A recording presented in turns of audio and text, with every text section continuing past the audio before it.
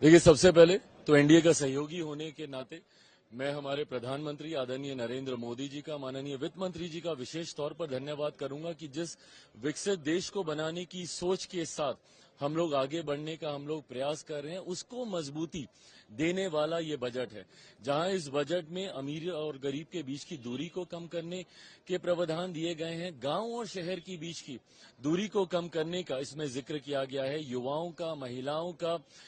Middle class का जिस तरीके से हैंड होल्डिंग का जिक्र इसमें किया गया है, युवाओं के स्किल को किस तरीके से मजबूती देने के प्रावधान इसमें बनाए गए हैं। मुझे लगता है हर क्षेत्र, हर सेक्टर को ये छूने वाला ये बजट है। खास तौर पर मेरे लिए, जिस मंत्रालय से मैं आता हूं, मेरे लिए ये एक ज्यादा खुशी की बात है कि निफ्टेम का एक लंबे समय से हम लोगों की मांग रही थी। अभी सिर्फ निफ्टेम के 2 ही इंस्टीट्यूट थे, हम लोग लंबे समय से चाहते थे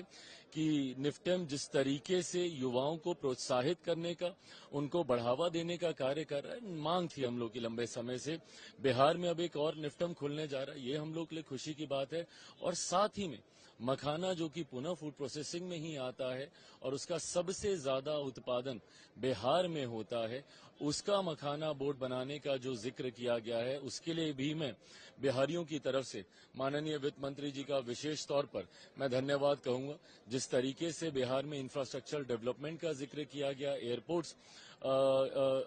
ग्रीनफील्ड एयरपोर्ट का इसमें जिक्र किया गया, एयरपोर्ट की एक्सपेंशन का जिक्र किया गया, आईआईटी में जिस तरीके से बिहार में एक्सपेंशन का जिक्र किया गया, तो मैं ये मानता हूं कि बिहार के लिए भी और साथ में पूरे देश में जिस तरीके से अपेक्षा, इवन अगर आप टैक्सेशन में भी देखें, टैक्स सेक्टर में भी अगर आप देखें, जिस तरीके से नए टैक्स स्लैब्स ने ज्यादा कमाई हर व्यक्ति के हाथ में बचे, इस सोच के साथ इन स्लैब्स को तैयार किया गया है, तो मैं मानता हूं कि ओवरऑल ये एक बहुत ही खूबसूरत और मजबूत बजट है।